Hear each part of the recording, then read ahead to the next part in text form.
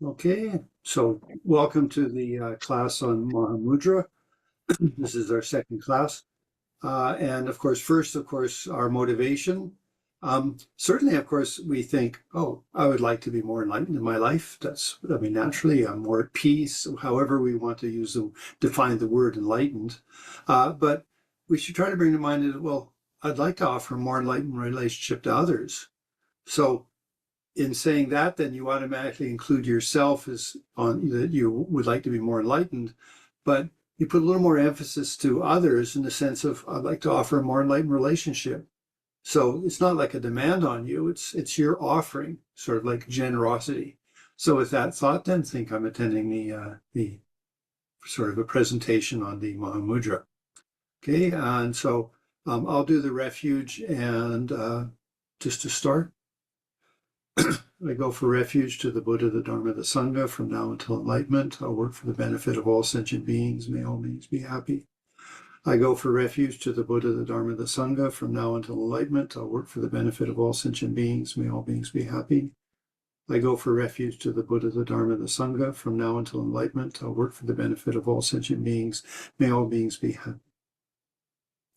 And then I only know it in Tibetan, so sa shi bo pi cho jing me to tem re rabbling jing ni da gen ba di zhang ge jing de mi de bo war gi drogan nan da chen la zhe wer zhe ye nam guru ran nam and like them tayami.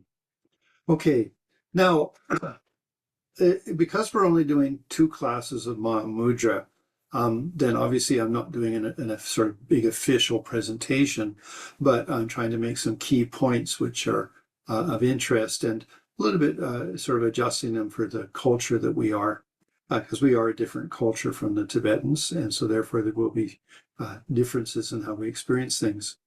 Now, I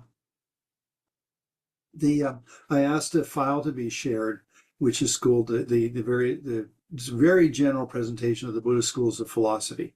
Now, before we start that, I'd like to sort of clarify, okay, if we're talking Mahamudra, Mahamudra is a state of consciousness of enlightenment. And so if you think of it in those terms, and then you sort of step back to being, well, I'm not a Buddha, then I'm a Bodhisattva, and then whatever level of Bodhisattva, it might put it in a little bit better context for what we're trying to do. So a Buddha, an enlightened male or female, has the ability to see both relative and ultimate truth at the same moment. 10th level bodhisattvas cannot do that. They can go into their realization and then they come back out and they can see the regular world, but still the regular world has a sort of a gloss mirror, a shine of being slightly self-existent. If you go to an 8th or a 7th or a 6th level bodhisattva, their shift to understanding reality and then looking at the outside world's a little slower, or it takes a little longer. And then for us, of course, we have to go into meditation and sort of like organize our thoughts and feelings, and then we might be able to have some understanding. So when you look at it that way, then we say, okay, the goal would be that I can perceive phenomena and I don't have any shadow of them being in some way independently self-existent, but rather I'm able to see them that they're just a play of dynamics of interdependence, empty of any self-existence. Again, I mean, this is considered an inconceivable experience, so we're just putting words to what it would be. Now, so what do we do to approach that?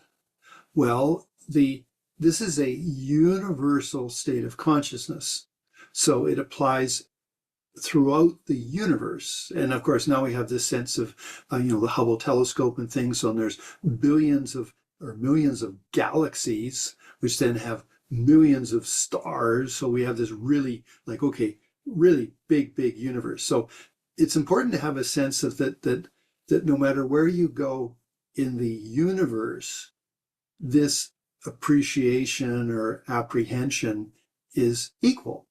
It's in all parts of the universe. And so certainly we can say, okay, interdependence, all the continuity of causes and circumstances always changing.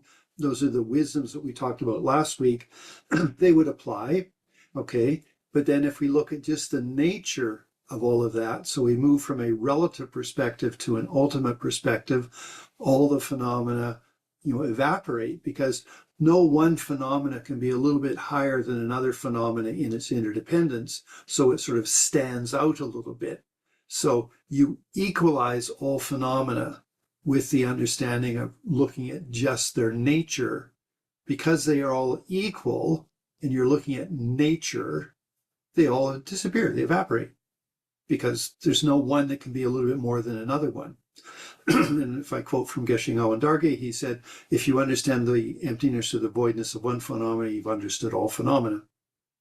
Okay, so Buddha has that ability thing. So if you come to a 10th, 9th, 8th level bodhisattva, they have first their ultimate perspective open like the space of the sky. And I gave you an analogy last week of like, if you're in a jet at 30,000 feet on a clear sunny day, no clouds in the sky, you let your body in the jet keep going and you stay in the open space of the sky. It's an analogy of empty of any self-existence and ultimate perspective. Your mind is focused on the nature of reality. So last week there was the question of, well, how do I meditate on the ultimate nature of reality? There's this analysis, blah, blah, blah. Okay, well, the experience you want as a meditator with this sort of a conscious experience would be open space of the sky. So it's an analogy.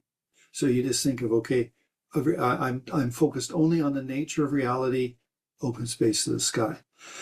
And the analogy of that is voidness, your Buddha nature, and the nature of reality are all the same. They're synonyms. Geshe Darge again said that. So if you're focused on the ultimate nature of reality, you're focused on your Buddha nature, which is your most subtle mind. Okay. And that is, you're then saying, I am, you say, touching my soul, my Buddha nature, my most profound nature. And on that level, there's no forms arising. And so if I do it properly, then I have understood the nature. All phenomena are empty of self-existence. They're all interdependent, but they all evaporate because I'm focused on the nature. Then, if I start to arise from that level of meditation or that experience, then phenomena manifest, again, all interdependent on a continuity of causes and circumstances, always changing. But to help me not exaggerate them, we have everything as like an illusion. So you could say like an illusion. Now, the best example for that for us now, again, is, there's the traditional one is like a magician who uses smokes and mirrors and something and creates the image of an elephant or something like that. Well, all we have to do is go to a 3D movie projector, the IMAX, okay? And you have the glasses on and you can see like this fish come out of the water and come back in and it comes right in front of you or whatever else. You lift up the glasses and it disappears. So there is the illusion of this whale came swimming or a shark or whatever. There's all these different things they do with the IMAX theater. And you go like, wow, you feel the apprehension and then you go, oh, okay. It's not there. So that's really good for us. So I highly recommend going to 3D movies if you can and just experimenting. You lift up the glasses, you put them back down, and you become familiar with seeing things like an illusion. Now, why do you do that? Because you want to be less exaggeration of the phenomena. So you can sort of stay in that state of realization. Remember, a Buddha simultaneously can see phenomena arising and with no shadow of any sort of self-existence perceives the true nature. Okay, so if you're only seeing the nature, everything evaporated for us, because nothing can be more than something else. And if we come to a relative perspective, phenomena arising and their play of interdependence, causes, continuity of causes and circumstances, permanent changing. Okay, so now you start to understand that what you're doing with yourself is in your meditation, you want that universal state of consciousness that you can rest in, open like the space of the sky. Now, we used a variety of analogies from the Ganges Mahamudra, but I want to come to the particular thing that I basically posted. It's called General Overview of Buddhist Schools of Philosophy. Now, I've studied this multiple times with various lamas. I mean, certainly, so I'm familiar with it. There's a four major school: Vaivasika, Sautantrikas, Chittamantra, or Yogacarya, and then Madhyamika, and then there's a Madhyamika, Sautantrika, and blah, blah. I mean, all these things. That's way too intellectual. I want you to step it back a little bit. So if you took just Vaivasika and Sautantrika, all of you already have that philosophy. Why? Because the thing, the two truths are both, Vaivasikas or Sautantrikas, both truths are truly existent. They really exist. Ultimately, objects are made of smallest particles. Okay? So we're all educated. We all know that there's nothing like the atmosphere around us is a bunch of atoms and things, oxygen and nitrogen and a bunch of other things, all vibrating and stuff like that. I mean, atoms and electrons and things like that. That's the Vaivasika Sautantrika view of the physical universe. So we already have their view. We just never recognize it. Now, what they include, though, of course, is that there is the law of karma, that things have a continuity of cause and circumstance. So we tend to ignore the reality of that there is a continuity of causes and circumstances. We don't want to know about it. So therefore, we do negative things. We kill, we steal, we lie, we abuse, or whatever we do, because we think there's no karmic consequence for it. Whereas at least the Vaivaka and Sautantrika, they understand everything is just a dancing bunch of atoms, molecules, atoms, however you want to phrase it. And then within that, there is karma. And that then means that no phenomena are truly existent because they're just dancing atoms and molecules having an aspect. And then the mind is mind moments. And they said 64 mind moments in the snap of a finger is some of the philosophy they have and things like that. So that's a little bit immaterial.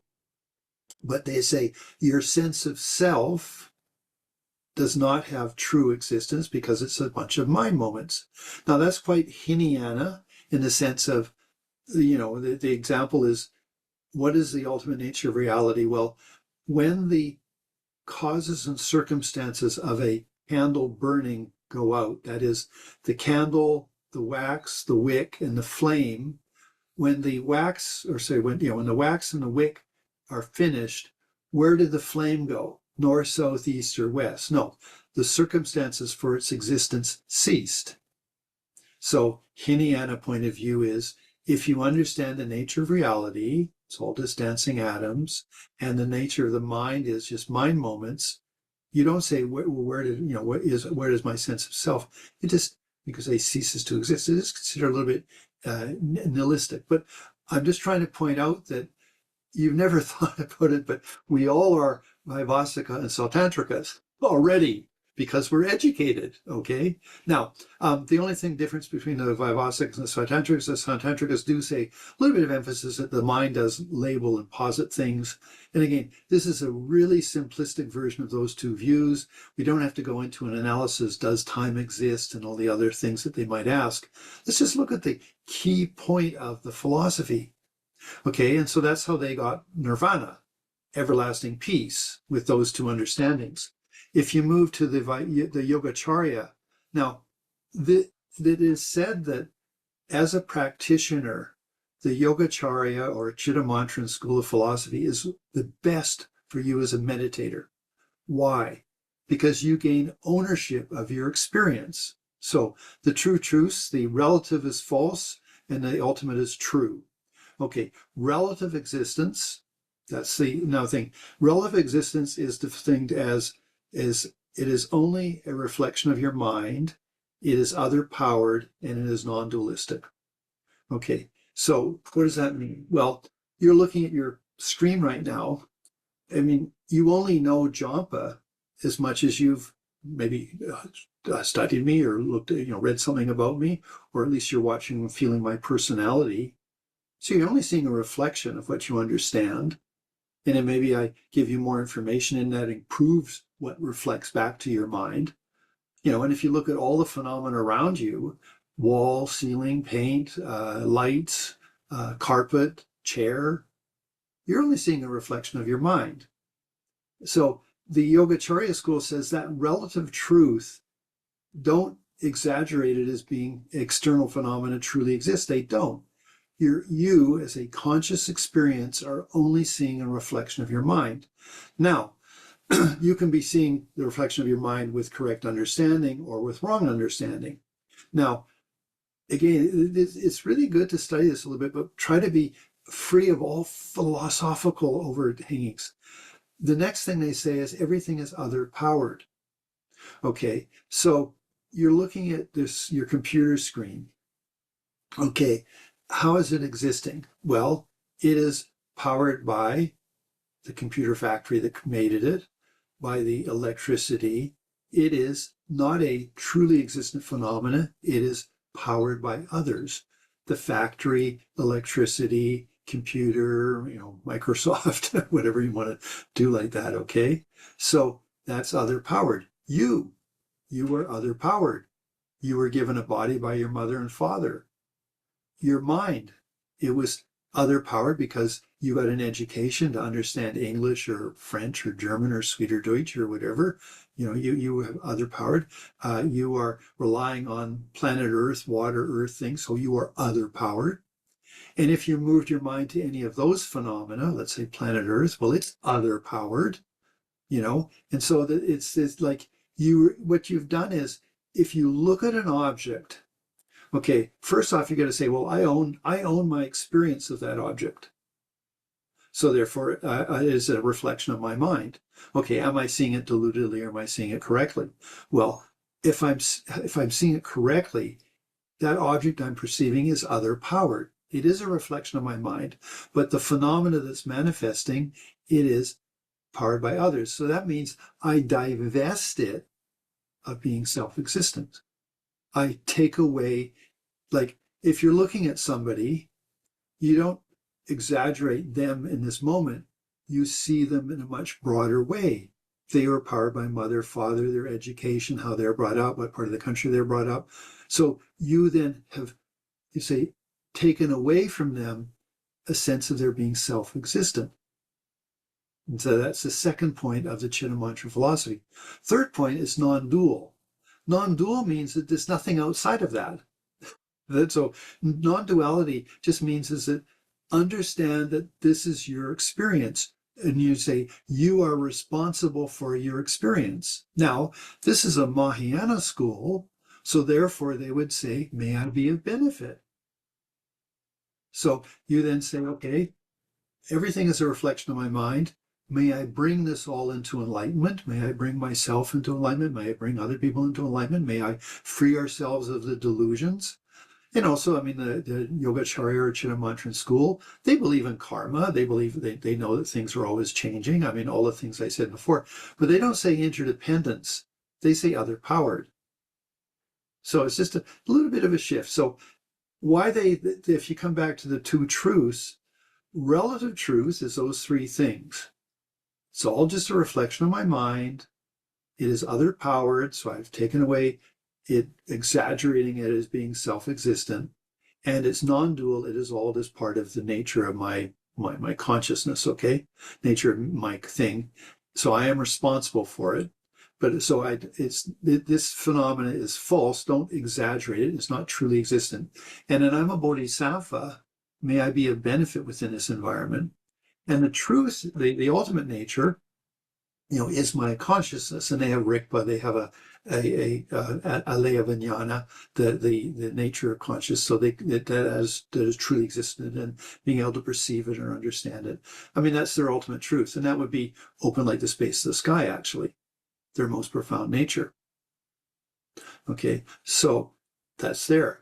Now, when you move to Madhyamika, the funny thing is that all you have to do is change other power to being interdependent, and then you just say merely labeled.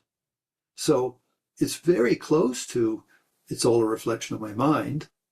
Rather, you're just saying it's merely labeled. And then rather than saying it's powered by other, powered by other, powered by other, powered by other. It's all just a universal ocean of interdependence. Say open, empty of any independent self-existence. So when you sit in meditation as either a Chitta Mantra or a Madhyamika philosophy, you have again come back to, you need to do the meditation of ultimate perspective. I'm only looking at the nature of reality. Everything is equally, well, empty of self-existence, interdependent, other powered, and whatever identifies other powered is also other powered is also other powered. So it just, this sort of opens it all up. Okay. And I rest in the ultimate perspective of the nature of reality. And I rest in that. Open like the space of the sky, and the analogy we used of the jet at 30,000 feet, and like that. Okay. Then when you start to come back to more relative perspective, okay, now we're in the Madhyamika schools now. So you have, again, the Chitta Mantra thing. It's all just a reflection of my mind. It is other powered, and there is nothing else outside of that. That's it. That's the reality. That's the non-duality. Or I'm in a universal ocean of interdependence, and all the phenomena that are arising, I merely label them.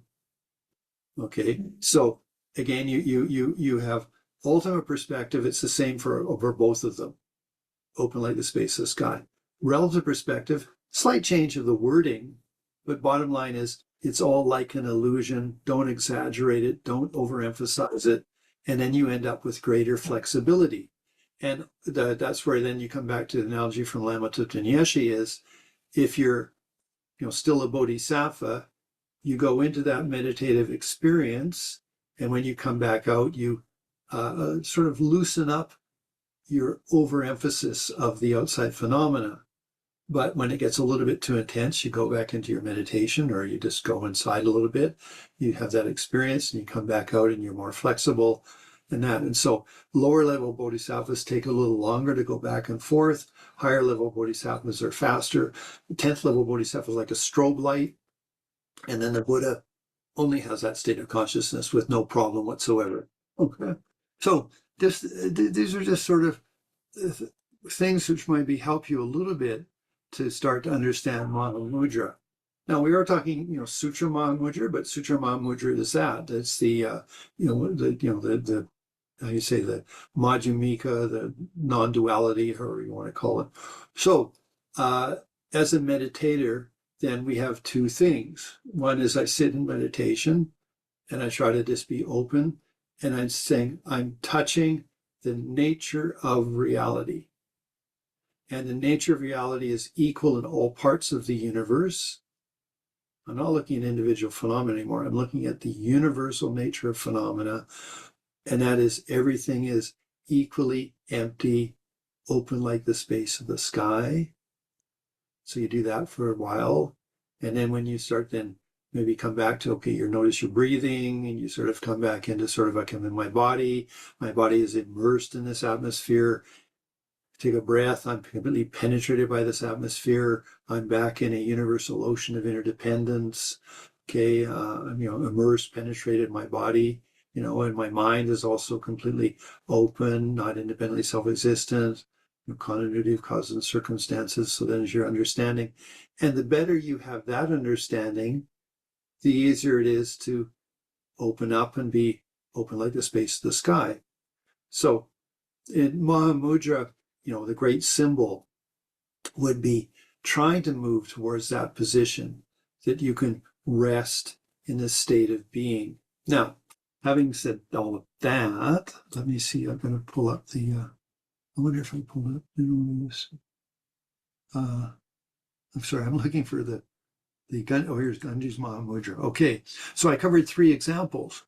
Okay, so although Mahamudra cannot be taught, intelligent and patient Naropa, tolerant of suffering, who is engaged in the austerity and devoted to the Guru, fortunate one, do this with your mind. For example, in space, what is resting on what?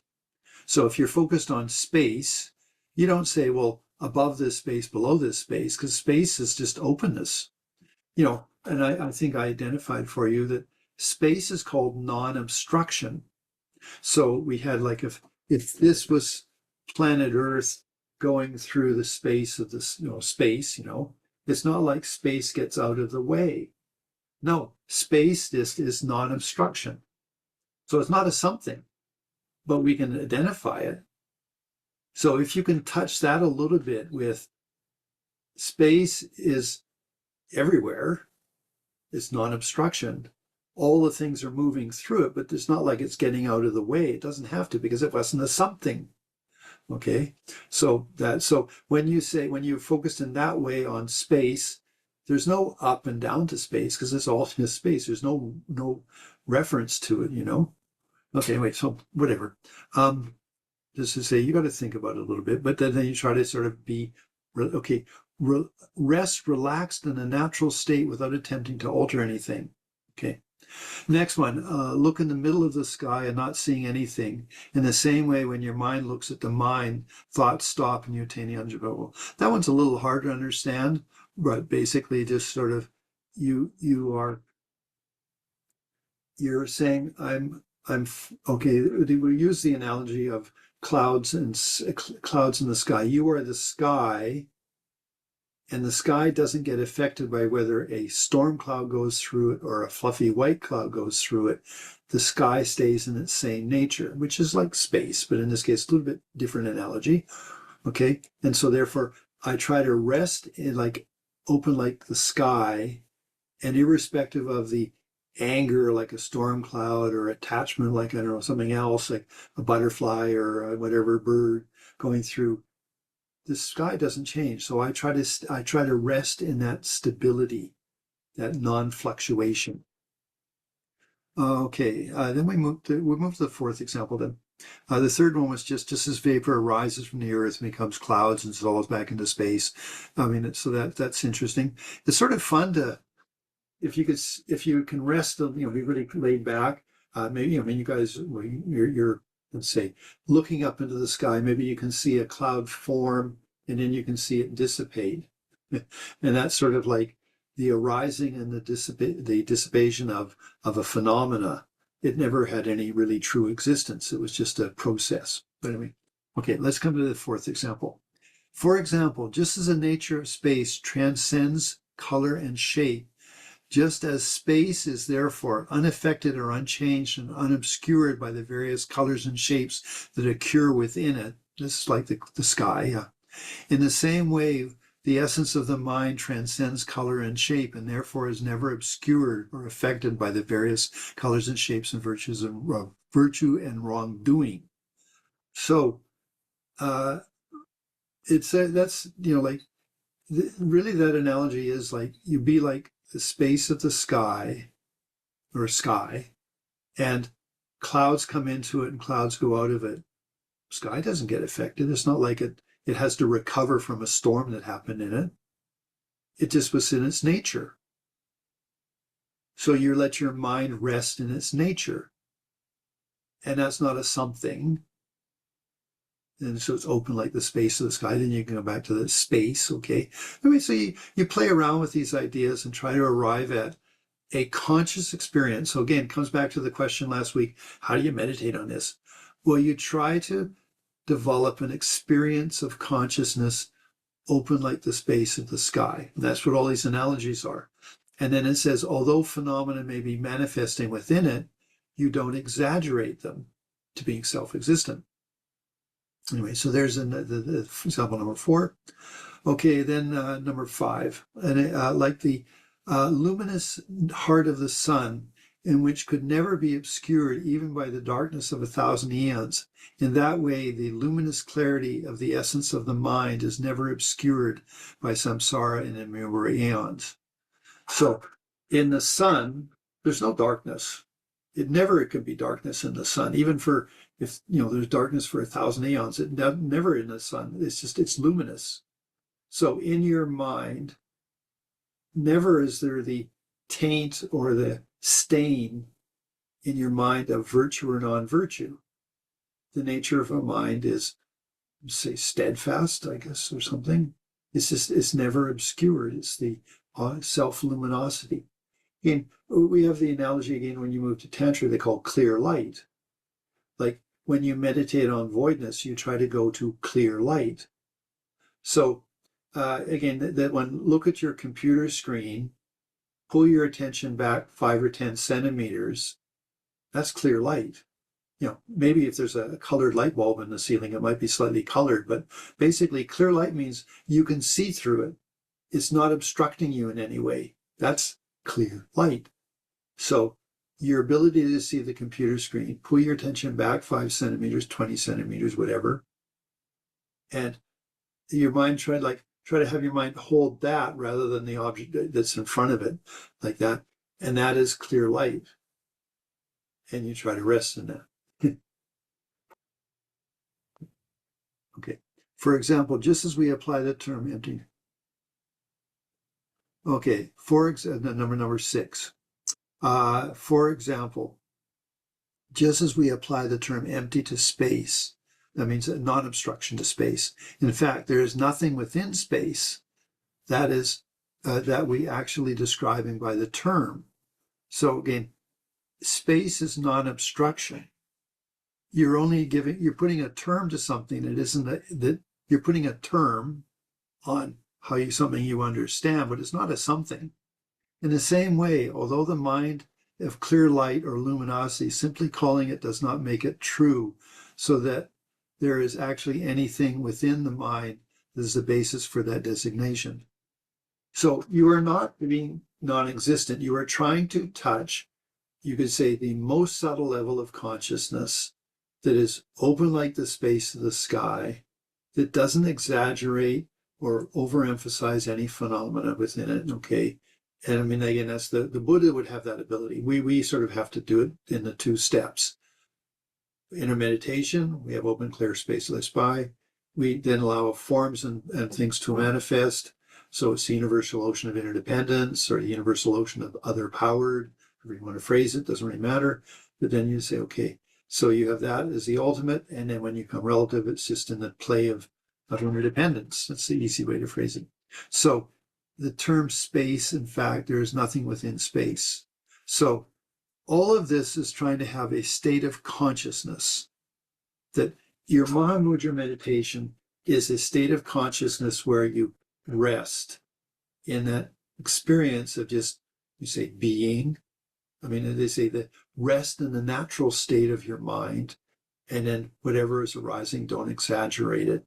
And then, again, the better example of all of them really is like, be like the space of the sky.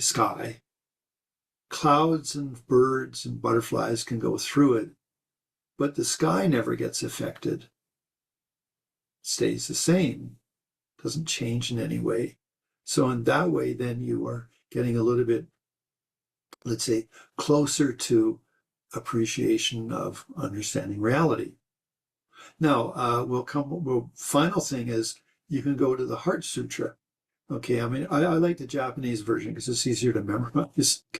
So the Bodhisattva of compassion from the depths of prajna wisdom saw the emptiness of all 5 skandhas and suffered the bonds that caused him suffering. Know then, form here is only emptiness, emptiness is only form is no other than emptiness, emptiness no other than form. Feeling, thought, and choice, consciousness itself are the same as this. All dharmas here are empty, all of the primal void, none are born or die. Okay, so the key words there are, form here is only emptiness, emptiness is only form is no other than emptiness, and no other than form. Those are the 4 points of Nagarjuna. And if you go to Chandrakirti, there's 7 points. But the point is still, it's just, form here is only emptiness. So you're looking at your computer screen, and the image in it, that's me, okay. The emptiness isn't something outside of that. Form here is only emptiness. So that thing that I'm seeing, it's a emptiness. Emptiness is no other than form. Okay, so it's not a something. Again, what you could say is it's the nature. And so my mind rests in the nature of reality. And in the nature of reality, it's open like the space of the sky. And anyway, again, we'll come back to a thing. You do the meditation of open like the space of the sky, but you understanding it's the nature of all phenomena. Okay, that is like the clear light. Again, the analogy would be, is it like at 30,000 feet in a jet, the jet in your body keeps going, you are the space of the sky. Okay. Now, Lama Yeshe gave one added commentary. I didn't bring it up last week, but it's called the duality, because both Madhyamika and Chittamantran talk about non-duality. Okay. So Lama Yeshe said it this way. He said, you are open space of the sky, but you're looking at it. You are looking at space of sky. Okay. What you need to do is to try to bring looking at the object, bring it closer and closer and closer so that you are open space of sky. And that would be non-dualistic. But then again, you sort of get a bit distracted.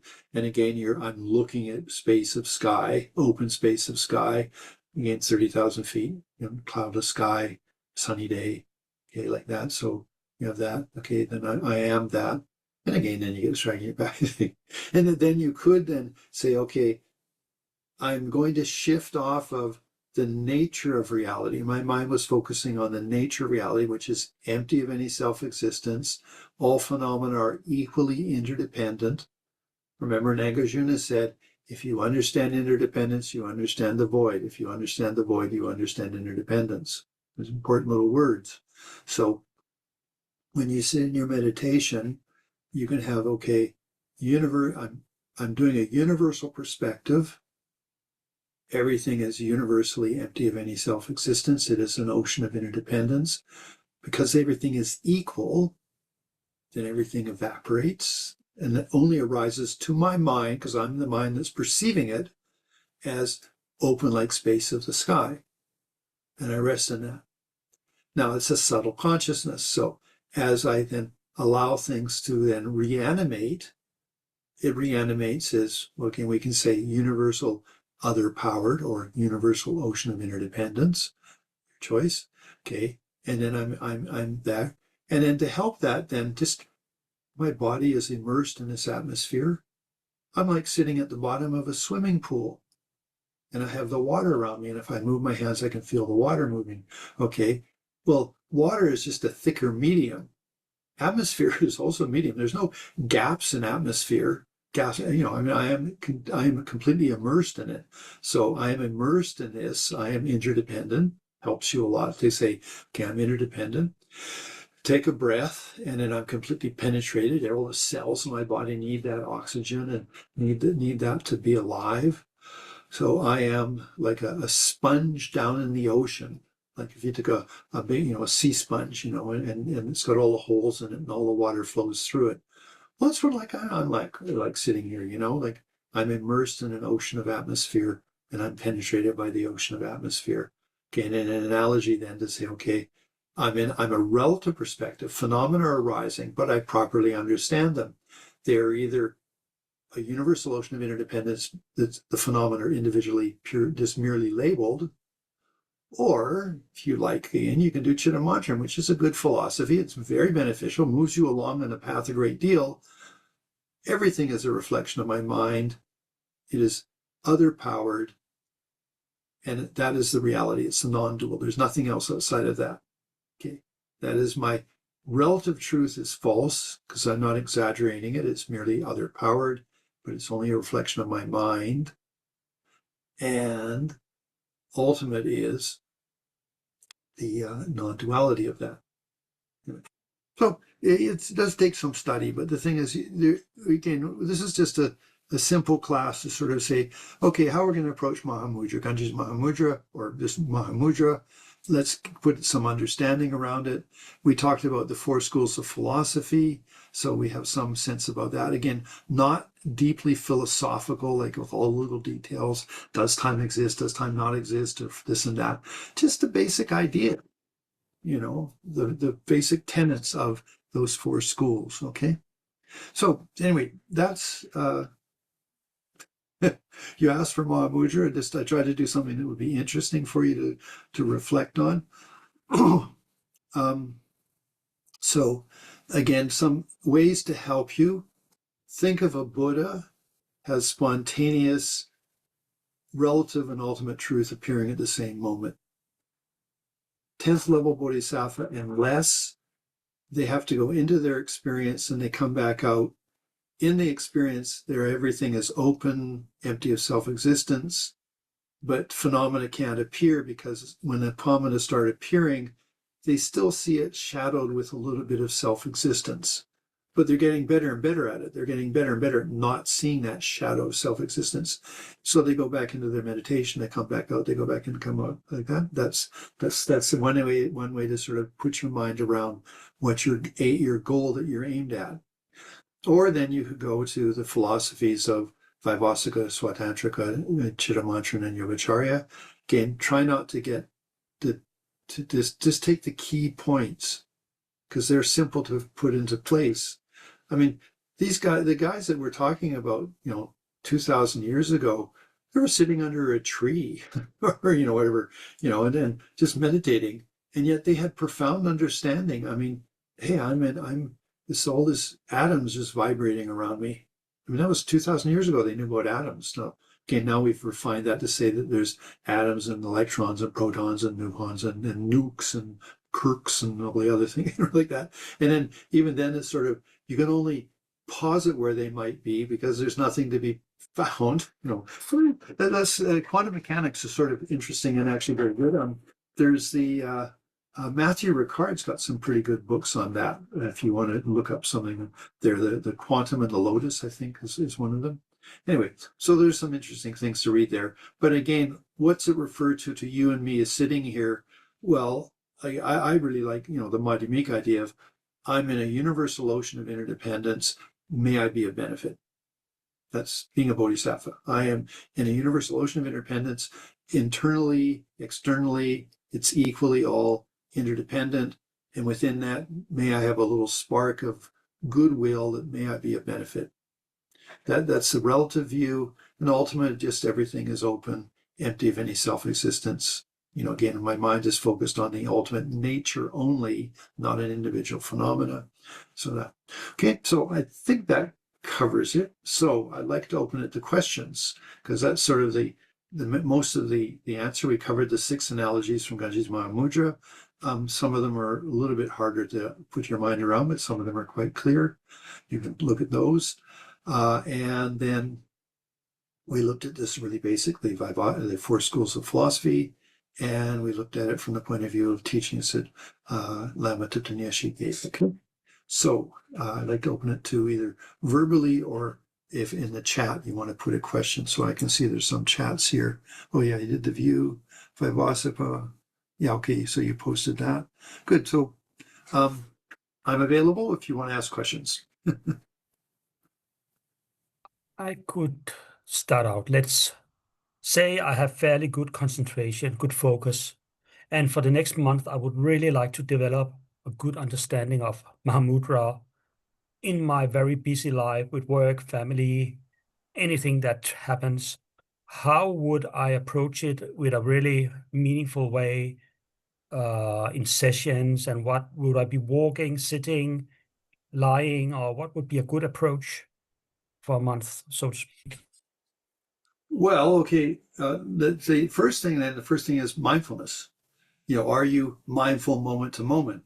Okay, so whether it's your mindfulness meditation, breathing meditation, or just you're sitting there and you're conscious of what your body is doing and feeling, mindfulness would be the basis of any ability that you would gain. And that's big, that's just things. So just, okay, I am mindful. Okay, then I would be very careful to say, okay, because I'm at work or I'm at home or whatever I'm doing, I'm on relative perspective. That is, I am in a universal ocean of interdependence. Now, the Madhyamika philosophy I like a little bit, but you could say, well, let's stick with that because it's easier. So just always try to have that sense of I'm in a universal ocean of interdependence. Okay, now of course I label things, which again is Madhyamika, but trying to have that sense of interdependence. That's sort of like your mind can have a consistency on that because it is a sensation in a way that take a breath, I'm interdependent, move my body, I'm interdependent, the sun in my skin, I'm interdependent, or the cold wind because it's wintertime now, I'm interdependent. Like I'm continually having this refreshing experience of I'm not self-existent, I'm interdependent. Okay, that would be in your daily activity that you do that. And of course, because we're bodhisattvas, you put in there, may I be a benefit. But that's sort of like puts a context to that sense of interdependence. Then when you're meditating, you're home, you've done your busy day in life, then you sit down and you say, okay, I'm in this universal ocean of interdependence. Okay, everything is equally universal. I mean, it's not like that some part of over there is like not so interdependent, some over here is more interdependent. No, it's all interdependent. And so then you allow everything just to evaporate. And my mind holds the nature of reality, like, empty of any self-existence. It's all equally empty of self-existence. It's, again, the analogy, it's a thing that sort of gets you closer, is open like the space of the sky. So you try to use, I mean, I would, to be realistic, I would say, do some analogies of, I'm in the jet at 30,000 feet, I'm at a window seat, I look out the window, it's clear sky, sunny, I let the plane of my body keep going. Okay, I am space of sky. So you get the analogy, the feeling of that analogy as a meditative imagination. It's fairly good. Then you start implementing, this is the ultimate nature of reality, that everything is empty. And so you try to rest in that. Then, of course, when your mind starts to get agitated, well, then you can use a couple of ones. You can come back to like, okay, these are like the clouds and the birds and the butterfly going through the sky, so I don't exaggerate them. Or then you could just say, okay, it's this universal ocean of interdependence. Things are arising, but hey, I have bodhisattva attitude. May I be of benefit? Whether it's an internal phenomenon is arising, may I be of benefit to that, bring it into enlightenment. Whether it's an external phenomena, the noise of a neighbor, may I, my meditations for their benefit. They're not disturbing my meditation. They're reminding me that why I'm meditating, to be a nice person. Like that. So those would be the two steps I would do personally. I mean, those are my suggestions. I'm sure there's other techniques, but those are the ones that work for me well, because it keep me in the clarity of like nature of reality.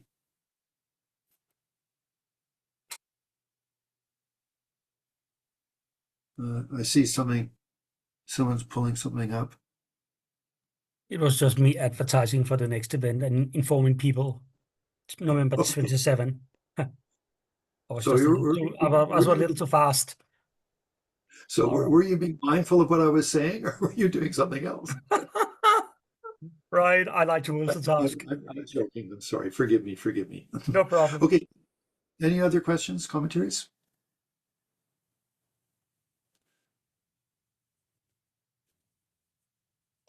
Well, how do you deal with the feeling that it's either hyper focus with your work or getting distracted because you are connected with something else, and like it's two-way, and you cannot manage like any kind of meditation during the work time because it makes you distracted?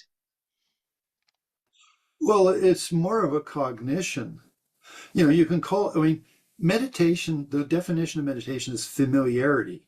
Okay, so we sometimes put too much emphasis to sitting quietly and breathing, which of course is a type of meditation, but meditation is, I am familiar. I have a state of consciousness that has a familiarity. Everything is always changing, impermanent, or everything changing, or whatever. So I would just say that at work. I mean, actually, there is a good example. I mean, I think Thich Nhat Hanh's the best one for this, where he says, it's the bell of mindfulness and the three breaths of mindfulness, and that doesn't require too much. So, I mean, in the middle of a job, all of a sudden you can just pause and you take a breath. One, and if you have enough time, you take 2 breaths or 3 breaths. Just brings you back to the moment. Our goal is mindfulness. That is to be present as much as we can. So little tricks that help us accomplish that. I mean, I am very much a Gelupa, graduated path, all of that Buddhist. But there are some very nice little techniques that come from other traditions, which can be, added to that. And I mean, Thich Nhat Hanh and the bell of mindfulness is good. You can do that on your cell phone. Actually, there's a insight bell. I think there's a couple apps out there that every 10 or 15 or 20 minutes they'll go and just go ding, and it's called the bell of mindfulness. And so you sort of, okay, come back to this moment. Was I getting too excited or running away from it? So those are the things to sort of do with daily life. It's not we sit down and say, I'm not meditating. No, meditation is being present, mindful. And then we can do quietude meditation, breathing meditation, or just I'm at work trying to be present meditation.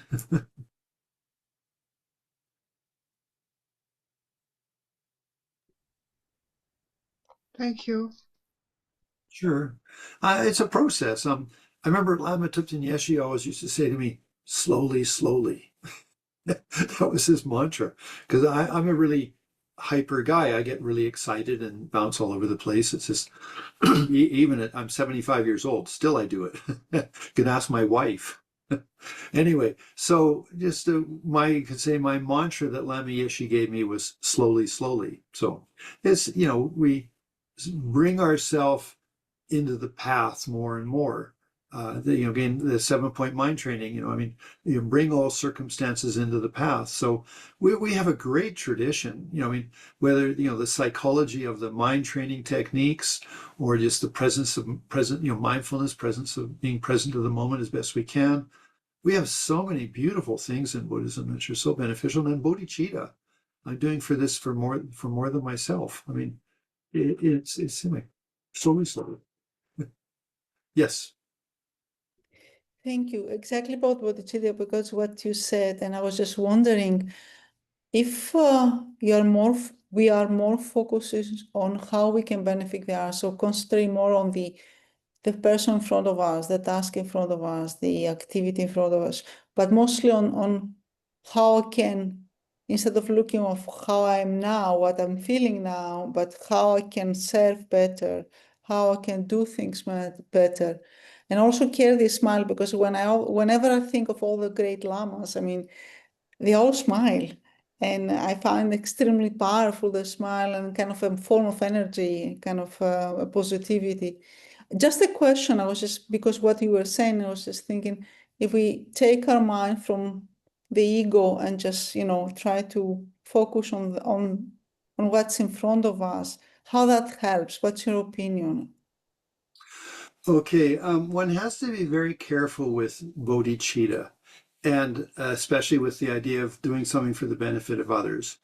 You could say the primary work is in ourselves. And I mean, the analogy that I like is that, like, I'm like a stick of incense. And so a stick of incense just has to burn and it will make the room fragrant. It doesn't have to worry about, does my smoke or my incense go to the left side, the right side, to the up or to the down? It just has to be a stick of incense burning and it creates benefit, it creates the thing.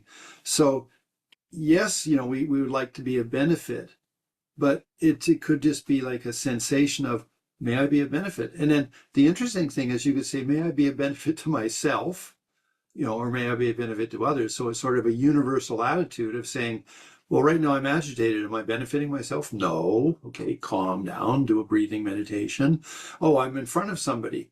Well, may I listen to them? May I be mindful? It's not like, may I help you? What can I do for you? I've got to help you more. No, that's neurotic. I mean, the Tibetan Lamas don't do that. They pause and they are present and they hear what you have to say, or maybe they perceive who you are and then they say something. So, I think of Lama Yeshe when he saw me, he just said, slowly, slowly. So like that. So it's a state of, I call it like, bodhicitta is a state of being. And again, actually, a little bit interesting. In the Yogacarya school, they put emphasis to say there's it's all, you say the phenomena universe is false and what is inside of you is true. Let's say ultimate truth is true, relative truth is false. It's Chitta mantra. Whereas when you move to Madhyamika, they say, no, no, no, no, you got it wrong. Inside and outside both are false, or not, well, in this case, not truly existent. So the shift in Madhyamika takes away a little bit of the overemphasis on my mind is the creator of my experience, like, which is good, but they sort of open it up and say, no, no, no, it's just all equally, internally, externally, it is empty of self-existence. So if you take that and use that with bodhicitta, bodhicitta is the wish to bring things into enlightenment. But because they're in Madhyamika, there's no external and internal as a differentiation, then whatever's going on outside of me, may I bring it into enlightenment. If something's going on outside of me and I'm conscious of it, may I help bring that into enlightenment. That would be the bodhicitta, the perception of bodhicitta. So it's a state of being. If there's something inside of me that's arising that's not beneficial, may I bring it into enlightenment. May I help it become more enlightened. You know, may I bring my anger to enlightenment. May I bring my jealousy to enlightenment. May I bring my agitation to enlightenment. That's bodhicitta applied to your internal delusions or previous states of mind which generated those familiarities. If you do that internally, then you will tend to do that externally. When somebody is angry or somebody is jealous or somebody is possessive or whatever, may I help you come into enlightenment. There's bodhicitta. Thank you. That was extremely helpful. One last, only intention. And Yeah. what it's how would you relate that then to the intention? Intention for bodhicitta, but overall, every day, every movement, every intention. So the intention is to help, but not through being, but also through thinking, acting, and so on. So I fully understand, and I'm Okay, no, it that's was good. very enlightening what you said. I was just, because intention is also an important aspect of every day. Just in your view on this one and how that's okay. And thank you so much. Okay. Appreciate Well, it. okay. I'm married. Okay. So when I wake up in the morning, I have 4 Shih Tzus, 4 dogs sleeping around the bedroom, and I have my wife beside me. Okay. So intention. I wake up, and it's not like, get out of my way, I want to go to the bathroom, you know, like that. My intention is, may I be a benefit, you know, may I be a nice person. May I be a nice person to my wife who's lying beside me, you know, and may I be a nice person to the dogs, the 4 little doggies that are all going to run up beside of the bed and go, you know, like that. You know, so intention's super important. But what I would say is not, you know, it's like just, it's a feeling of, in whatever way is most appropriate, may I be helpful. You know, may I be beneficial. So, you know, I wake up in the morning, and now again, you have to be careful. For example, I mean, with my wife, if I wake up and I say, would you like a cup of hot tea? Would you like some coffee? That's too much. She'll say, just go away, leave me alone. So that's not skillful bodhicitta. So instead of that, it's sort of, I wake up and then, well, she's still sleeping, so I go to the bathroom, I come back, you know, good morning, kiss on the cheek, you know, oh, hello, how are you, you know, would you like a cup of coffee? No, okay, that's fine. I don't say, you want hot water instead? Or can I do something more for you? No, that's neurotic, you know. So the question is, you live in the feeling of, may I be of benefit as most appropriate to the audience. Now, if, for example, again, I'm excited, I wake up in the morning, I've got the dogs and then, you know, this and that, so okay, just may I be helpful, you know, so I get that. And now if everyone's peaceful, well, I can go off and meditate. And that's still in the concept, I'll get in touch with myself, I'll be more peaceful. You know, if it's a bad day or a difficult day, then maybe I'll be a little bit more peaceful. So if there's the opportunity, my meditation is part of being of benefit. It's not external to that. It's not like I got selfish. So it's a state of attitude. And maybe interesting.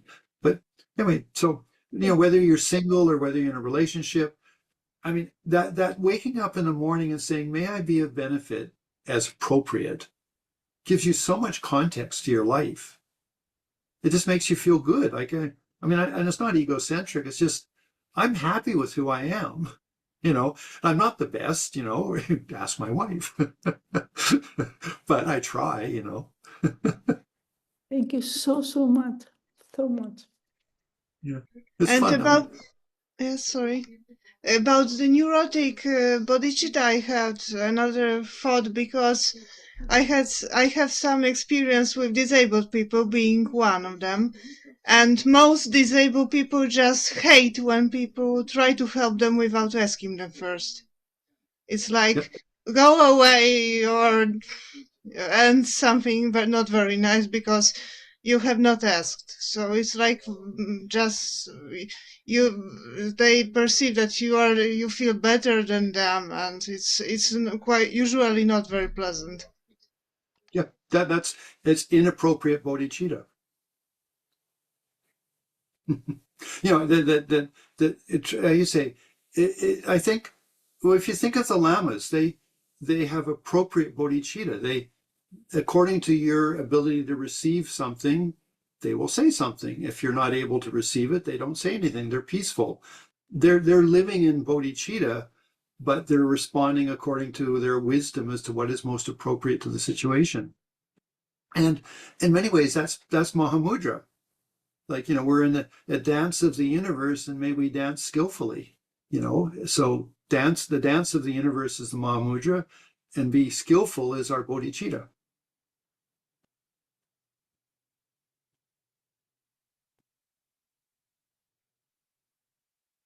Good.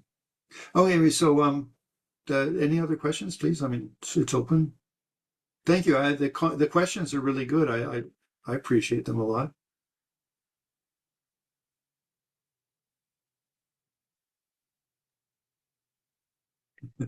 Thank you. And now would have been the time for me to post that obviously Thursday 27 would be the Vajrasattva Guru Yoga, but my finger just slipped a little bit.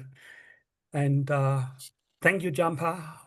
Very interesting, very informative, and very skillful, with so many good intentions for us to getting more motivated into the Mahamudra.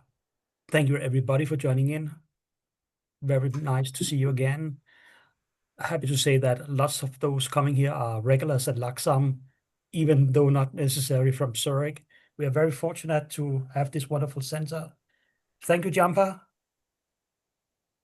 Thank you. It's great to be with you all. So big hugs. Take good care, and we'll do a dedication because we're FPMT. So Gewadi Nyurduna